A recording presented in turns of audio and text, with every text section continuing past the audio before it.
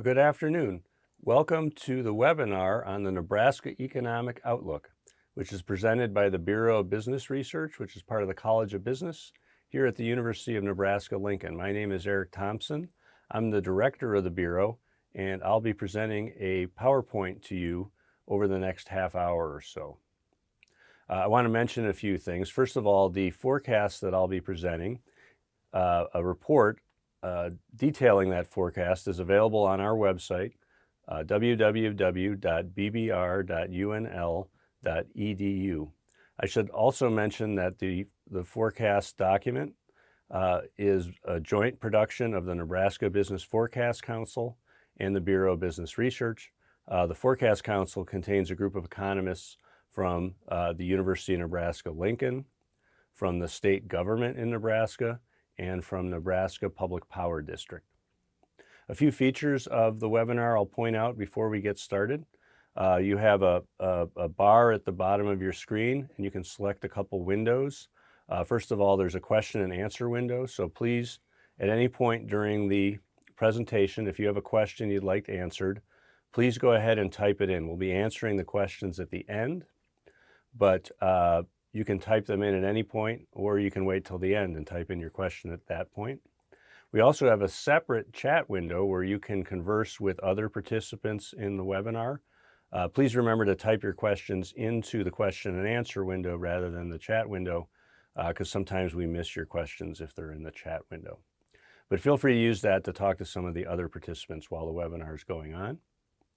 And then lastly, we're going to have two poll questions of our webinar participants that'll come up during the course of the PowerPoint presentation, so look for those. With those points aside, I'm going to go ahead and talk about our 3-year Nebraska Economic Outlook. As I always say, the Nebraska economy is closely linked to the U.S. economy. We're different in a few ways, obviously with our very large farm sector, but we're also very similar to the national economy. And as the national economy goes, so goes Nebraska to a large degree. So we can't have our Nebraska economic outlook until giving you a U.S. economic outlook. The U.S. economy has some strengths, some weaknesses. We'll go over each of those and then talk about the bottom line, adding up those strengths and weaknesses. What do we expect for the U.S. economy over the next 3 years from 2020 to 2022? One point to make first, this is the 10th year of our economic recovery, recovering from the Great Recession of 2007 to 2009. So as a recovery ages, 10 years is a pretty long recovery. Generally, you see the lists of strengths get a little shorter and the list of weaknesses get a little longer. We're going to see that here today, but there's no reason the economic recovery can't continue because the strengths that we have are powerful. Let's list those. First of all, we have growing real wages and consumer spending. So consumer spending is about 2/3 of the economy, or perhaps a bit more. So having real wages growing, supporting growth in consumer spending is a powerful private sector stimulant to help continue our economic growth. We're continuing to benefit from the 2017 tax reform and tax cut, as well as ongoing efforts to deregulate the economy. Those are positive for economic growth. We also are in a period of time, really over the last 10 years, where we've benefited from low interest rates and low energy prices, and we expect both of those things to continue. In past years, I've dwelled a little bit on why the interest rates are likely to stay low. This time, I'd like to talk a little bit why we anticipate continued low energy prices. A big part of it is new technology. So fracking technology is pushing down oil prices, which is, of course, a key energy price. With that fracking technology, there's some evidence now that the U.S., through its policy, sets global oil prices rather than other countries or organizations such as OPEC. Fracking technology also benefits natural gas prices. Those are often produced as a byproduct of gasoline production. And so natural gas prices are also quite low. So that's another key factor. Low natural gas prices are important for homeowners and businesses. Also, natural gas is sometimes or frequently used in electricity production and making electricity more affordable as well as putting pressure on coal prices, keeping them lower. All of those things are positive for electricity prices. Now, electricity prices have not fallen as much because we have been trying to increase the use of renewable technology in electricity production. However, they've been fairly stable. And, of course, new technology for renewables is also helping keep electricity prices lower. So there's good reason to expect that low energy prices are here to stay. I have our first poll question here. We'll be talking about this a little bit down the line in our Nebraska forecast. But where does Nebraska rank among states in terms of fertility rates, or what we would commonly talk about as birth rates? Nebraska does have somewhat higher birth rates, which is positive for population growth. But are we fourth, do you think? Do you think, are we ninth in the top 10 among states? Or are we more in the middle of the pack at 14th among states? So fill in the answer you think is correct, and we'll be discussing that a little bit later. Now, what are the weaknesses in the economy? Looking at the second factor first, well, there's a little bit slower growth in the global economy these days. That has some implications for manufacturing and so forth. So that's slowing economic growth here in the U.S. a little bit. We do have some ongoing problems or issues that we've known about for years, such as the aging of the workforce, challenges with workforce quality, that's commonly referred to as the skills gap. So those factors tend to slow economic growth. We have had more trade barriers and some expectations of ongoing trade negotiations. I think we've had some good news about that recently, but probably we're going to continue to be having trade negotiations in the future. And that does create some uncertainty that has effects on economic growth. Restrictions on immigration. There's two sides to that policy debate, obviously, but one implication is it does tend to lower the rate of population growth in the country a bit. Also, I think the impact or the benefit of the taxes has been somewhat muted because it was not accompanied with spending cuts and large federal deficits because spending's been increasing, as well as no entitlement reforms, and do create some uncertainty that's also a bit of a negative for economic growth. Here's a little bit more information about workforce quality. So we took a particular skilled worker, in this case carpenters, skilled blue-collar worker. And you can see how difficult it is to hire. We were part of some surveys with the Nebraska Department of Labor and Economic Development. And when we surveyed employers in Lincoln and Omaha that hire a lot of carpenters, we found that almost all of them said it was difficult to hire carpenters. Partly that was due to a lack of people trained in that high-skill occupation, but it was also some workforce quality issues such as a poor work history, evidence of job hopping, not getting along well at work, or an inability to pass a background check. So that is a challenge for our economy, the skills gap, as well as the rate of growth of the labor force. However, we had a lot of positives and strengths of the economy as well. If you add it all up, we're expecting GDP growth of about 2 to 2.5% over the next 3 years. There's a somewhat heightened risk of recession, given some of the weaknesses we mentioned earlier. However, we think that's still only about a 25 to 35% chance during that period. So we're likely to have solid GDP growth and also solid job growth. Wage growth will be a little bit limited by some of the labor quality issues discussed earlier. So a pretty good outlook for the U.S. economy. Now, I like to talk about the U.S. economy, or to say that it kind of sets the speed limit for the Nebraska economy. So if U.S. growth is going to be kind of moderate, it's going to be difficult for Nebraska's economic growth to be really strong. And in fact, as you'll see, we're expecting growth here in Nebraska to be a little weaker than it is nationally. But more on that later. Let's talk about the Nebraska economic forecast. So things have improved a bit lately in agriculture, but we're in a period of struggles for agriculture, and we'll talk about that. We do anticipate employment growth in key sectors. And lastly, Nebraska's economy does have a few underlying strengths that I think are always in our corner helping us grow, and I want to highlight those as well during the rest of the webinar. So let's talk about Nebraska agriculture. Obviously, there's some challenges now, but we're expecting a modest improvement in commodity prices over the next 3 years. To the extent that trade negotiations are are hurting sales. We will have government payments to farmers to make up for that, or at least partly make up for that.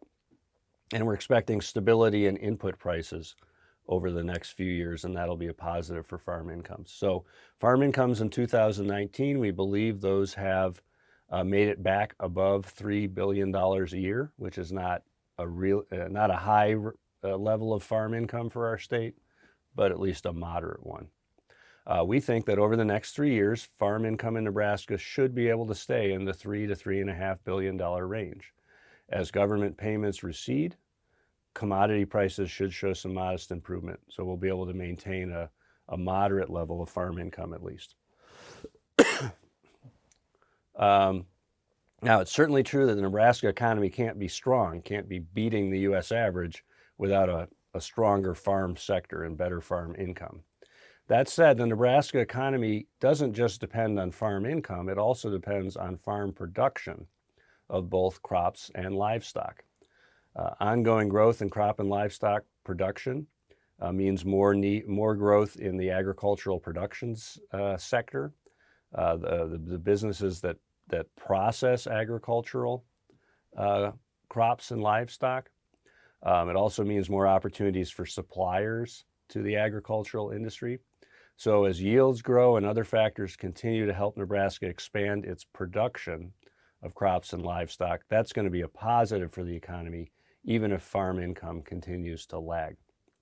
And then the long run remains positive for Nebraska. We have an agglomeration of many, we have a concentration of many parts of the ag production industry in our state, and that makes us an attractive place to locate new businesses. And we also got the Ogallala Aquifer, which ensures at least a pretty good crop, whether the weather is dry or wet.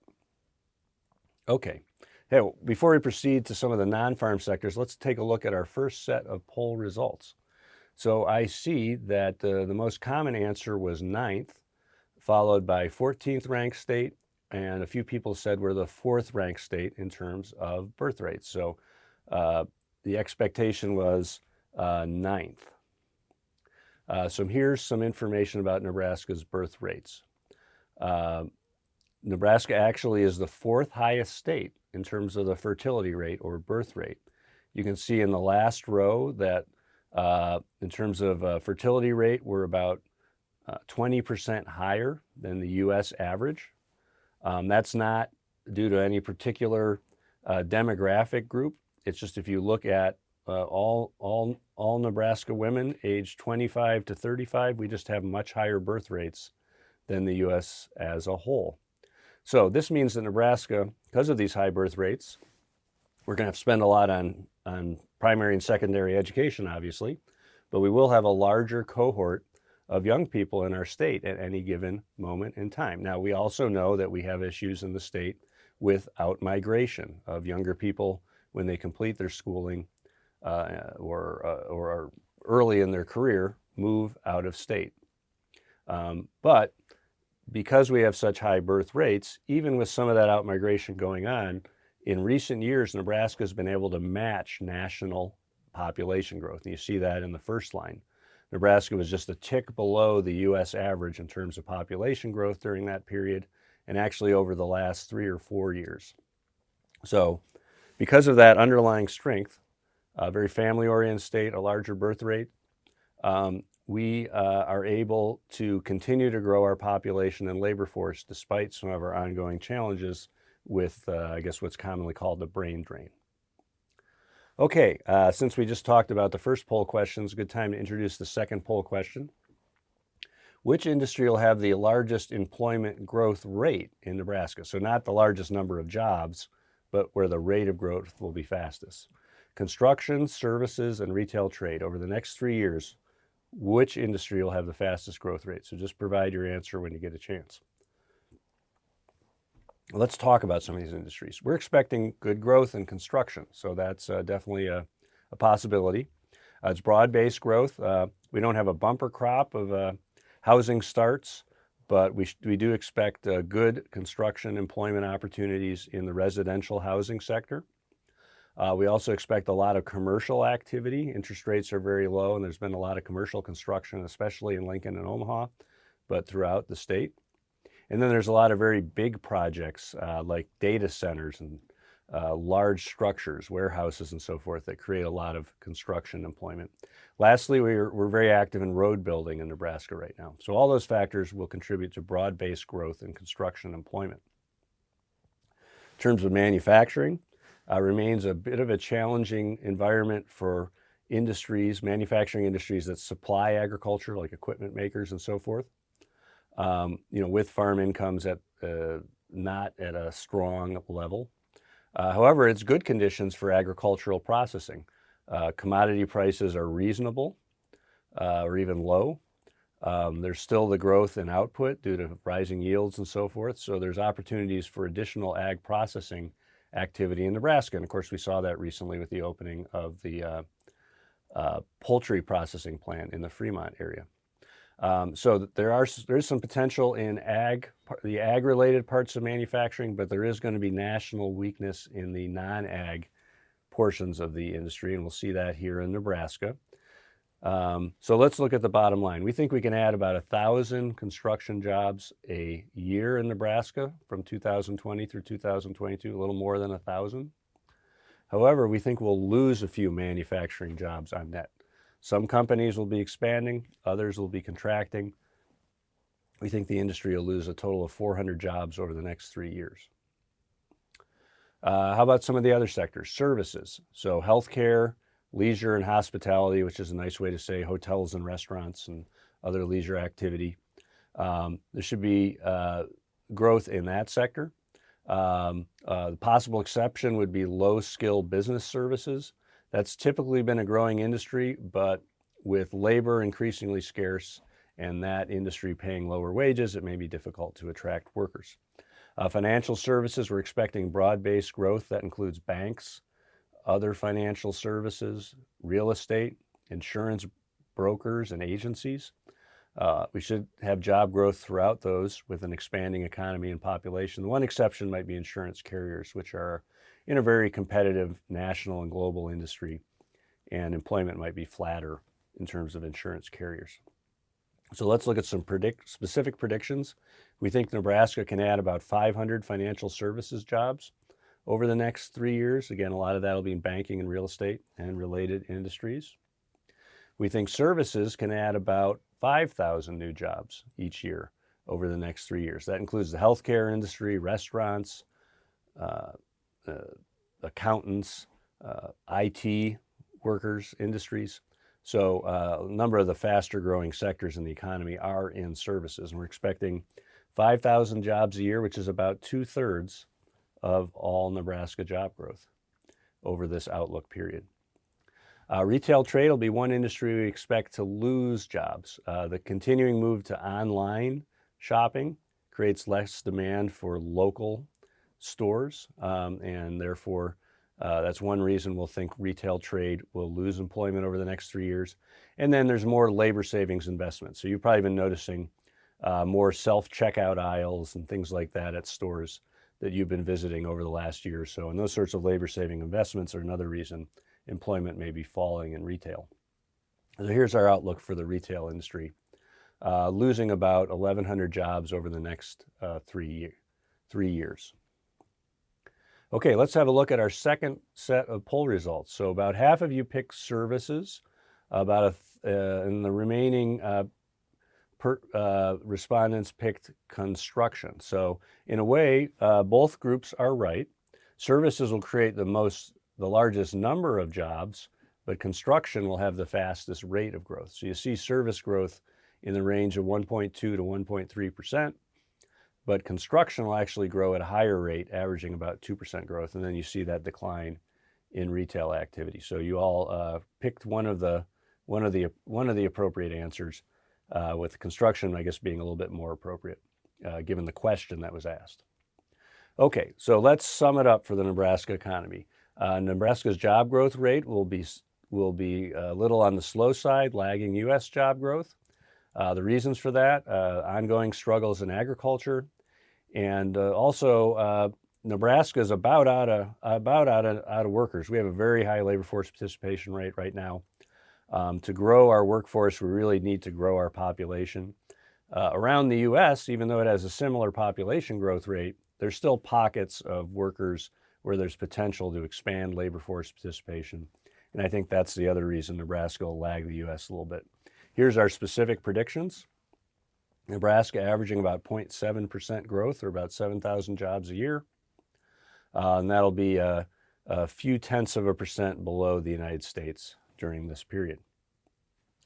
Nebraska, however, will have good growth in real hourly wages, and that points out another strength of Nebraska's economy. We have high workforce quality relative to the rest of the United States, and that'll allow our wage growth to be a little bit stronger. Here's some of our other key measures of growth. You can see non-farm personal income will grow just shy of 4% over the next few years, and about 2% faster than CPI, which is just the inflation rate. So real income growth will be around 2% per year, and that underpins the continued growth of our economy. Now, part of that will be population growth. You can see the forecast that will continue our 0.6% annual increase in population. But even after you subtract out population, per capita incomes will be growing between real per capita income will be growing between 1 and 1.5%. So a continuing increase in the standard of living in the state. So growth might be a little slower, but the standard of living will continue to improve.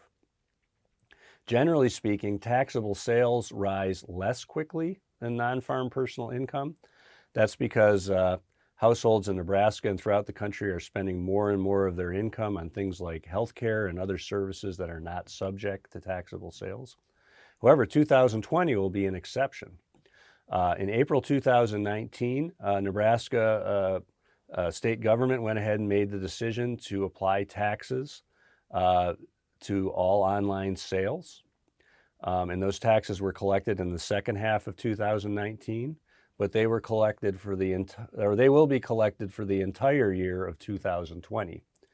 So given that those additional taxes will be collected all year in 2020, but only part of the year in 2019, we think overall taxable sales will grow faster than personal income in 2020. So it should be a positive for the state budget and local budgets going forward, at least in 2020. Okay, so let me summarize kind of the underlying strengths of the Nebraska economy, which help us always have at least pretty good growth, regardless of what's going on in the economy. We have ongoing growth in agricultural production, and that's important. Farm incomes are very important as well for our economy, but growing production also matters. Nebraska has a relatively high-quality workforce, allowing us to have a higher labor force participation rate, and is supportive of wage growth. And Nebraska has higher birth rates, which helps our labor force grow, despite the aging of the baby boom population and the issues we have with brain drain and outmigration. I thought I'd add a little bit about the substate economies this year as well in the forecast. This is not in the forecast document, but a little extra information here in the PowerPoint. There is a metro, non-metro, rural, urban divide, whatever you want to call it. It is a little bit more pronounced in Nebraska right now with the struggles in agriculture and with those historic high birth rates. Rural areas, non-metro areas are just doing a little more poorly, and growth is a little stronger in our metro areas. In some ways, Omaha, Lincoln, and I would argue Kearney can't lose. With high birth rates in Nebraska, there's a lot of rural to urban migration, and that underpins a lot of the population growth in Omaha and Lincoln going forward, which is obviously positive for those economies. However, it creates more of a problem for the non-metropolitan areas. And within non-metropolitan areas, there's even a bit of a dichotomy. There's slow growth in your micropolitan areas. Those are your small cities like Norfolk, Columbus, Scotts Bluff, North Platte, etc.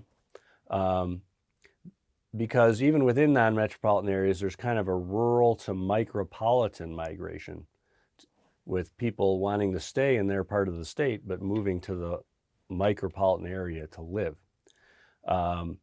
Another advantage these micropolitan areas have is agricultural processing. Those factories tend to be located in the micropolitan areas, as well as healthcare. So even in our non-metropolitan parts of the state, we do have some growing local economies. Okay, those are the main points I want to make with the forecast. Thank you very much for your attention. And I'll go ahead and answer any questions that you have now. Feel free to ask questions. So the first question I see, is it possible to receive the slides?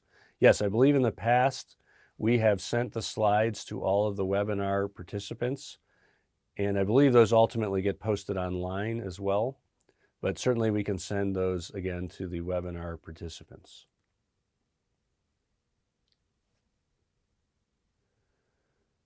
Okay, well, we'll see if any additional questions arise. Let me announce our spring 2020 webinar series. So in February, we'll have a presentation on the economic impact of Nebraska military assets and spending. That's a report that we've been involved in each year, but we'll give you an update for the 2018 year. That'll be on February 28th. On March 20th, there'll be a webinar on energy efficiency and building characteristics using the example of public buildings. So talking about what factors influence the relationship between energy efficiency. On April 10th, we'll have a webinar on the Nebraska Thriving Index, which another year of the Thriving Index values will be out, and we'll be presenting that information on April 10th.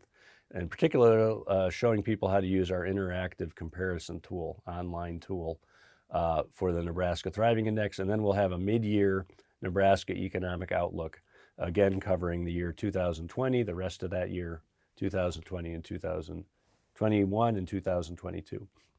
Again, thank you for your attention. If you'd like to follow the research or connect with the Bureau of Business Research, here's how you can do so on the various social media sites. And you can receive our newsletters, usually 2 or 3 email newsletters a month. Just send your preferred email address to bbr@unl.edu. Thank you again for your time.